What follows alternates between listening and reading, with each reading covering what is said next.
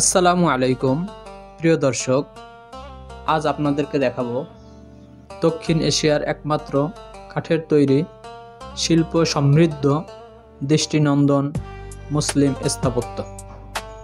বাংলাদেশের পিরোজপুর জেলায় নির্মিত এই মসজিদ, যা মমিন মসজিদ নামেই পরিচিত। আমরা সেই মমিন বাড়ির মসজিদ বা মমিন মিয়ার মসজিদ যাই বলে লোকমুখে।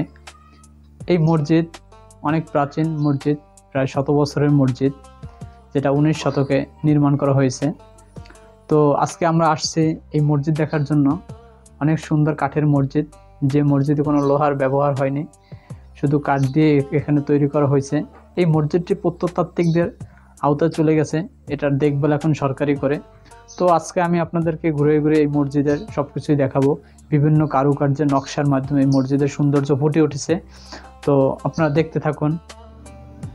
1913 সালে মঠবাড়িয়ার বুড়িরচর গ্রামের মমিন উদ্দিন আকন নিজ বাড়িতে এই মসজিদের নির্মাণ কাজ শুরু করেন। 21 জন কারিগর 7 বছরে এই মসজিদটির নির্মাণ কাজ শেষ করেন। 2003 সালে বাংলাদেশ সরকারের প্রত্নতত্ত্ব বিভাগ এটিকে সংরক্ষিত পুরাকীর্তি ঘোষণা দিয়ে এর রক্ষণাবেক্ষণের দায়িত্ব নেয়। 2008 সালে মসজিদটির সংস্কার কাজ শুরু হয়। এ সময় লোহার ব্যবহার সহ মূল ডিজাইনের বেশ কিছু পরিবর্তন করা হয় বলে অভিযোগ রয়েছে। এ ধরনের কাঠের তৈরি মসজিদ এক সময় ভারতের কাশ্মীরেও ছিল। 1885 সালের ভূমিকম্পে সেটি ধ্বংসপ্রাপ্ত হলে মঠবাড়িয়ার মমিন মসজিদই এ ধরনের একমাত্র নিদর্শনে পরিণত হয়। দূরের মসজিদে নামাজ পড়তে যেতে কষ্ট হয় বলে যুবক মমিন উদ্দিন আকন নিজ বাড়িতে একটি মসজিদ নির্মাণের চিন্তা করলেন। এ উপলক্ষে তিনি বিভিন্ন মসজিদ পরিদর্শনের মাধ্যমে সেগুলোর ডিজাইন ও চারুলিপি সম্পর্কে ধারণা অর্জন করলেন।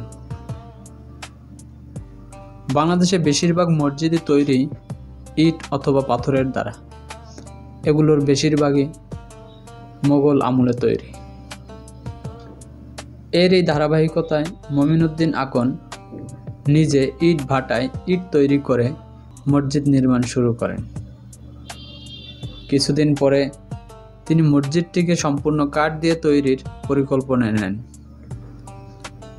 ওই গ্রামের বেশিরভাগ বাড়ি তখন কাঠের তৈরি। এছাড়া গ্রামটি ছিল বিভিন্ন কাঠ ও ফল গাছে পরিপূর্ণ। এ কারণে তিনি মসজিদটি বিভিন্ন ধরনের গাছের পাতা, ফুল ও আনারসের মতো ফলের ডিজাইনের করার পরিকল্পনা করেন। দুষ্প্রাপ্য লোহা কাঠ ও বার্মা সেগুন কাঠের উপর সব ডিজাইনে ব্যবহার করা হয় প্রাকৃতিক রং। যুবক মমিন উদ্দিন আকন তার আরবি ভাষা, ইসলামিক সংস্কৃতি ও চারুলিপির জ্ঞানকে এক্ষেত্রে কাজে লাগান। তিনি নিজে বসবাস করতেন গ্রামের একটি সাধারণ ঘরে এবং সাদামাটা জীবনযাপনে অভ্যস্ত ছিলেন।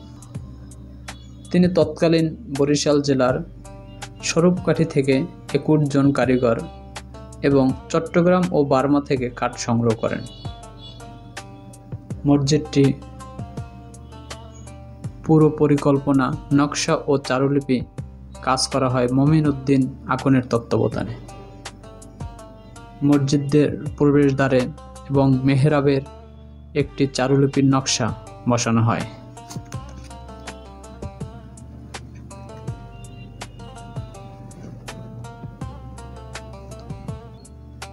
গত শতকের শেষের 2 দশক ধরে বৃষ্টির পানির কারণে এবং যথাযথ রক্ষণাবেক্ষণের অভাবে মসজিদটির কারুকাজ ও রঙের ক্ষতি হয়ে থাকে।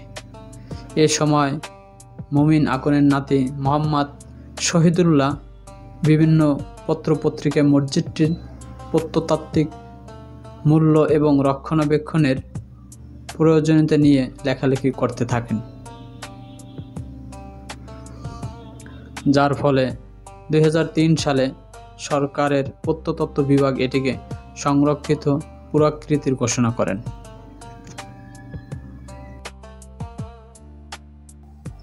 এটা মসজিদ অনেক অনেক বছর হয়েছে। এটা বিনা লোহায় মসজিদ, এবং এটা অনেক লোক আয় দেখতে, বহুত লোক আয় অনেক দেখতে। এই আর মমিন হয় আমার এই দাদা। কত সালে এটা 115 হয়, মানে 15 বছরের মতন হয়েছে নির্মাণ হয়েছে। এই তাহলে 19 শতকে। হ্যাঁ, এই তারপর এইভাবে কত বছর বাঁচছিল? ও হে হে অনেক বছর, এটা ঠিক কইতে পারবো না। এটা মিস্ত্রি আনলে 22 জন। 22 জন মিস্ত্রি আনলে। এই মিস্ত্রির বাড়ি হয়েছে রামদা। তারপর আরো ওদিকে কোথায় জানি, এটা রামদা জানি। আর এটা প্রায় 3 বছর না কত জানি লাগছে এটা মসজিদটা করতে। ভিতরের কারুকাজ করা বেড়াটি খুলে আলাদা করা যায়। কাঠের বেড়ার মধ্যে আকর্ষণীয় কারুকাজ ভিদিত হয়েছে। সে কারুকাজের মোটিফে ঠাঁই পেয়েছে জ্যামিতিক বিন্যাসে ক্ষুদ্রাকার ফোকর, বরফি, ফুলদানি, স্টাইলিশ কলিসহ নাস্তালিক চারুলিপি প্রভৃতি।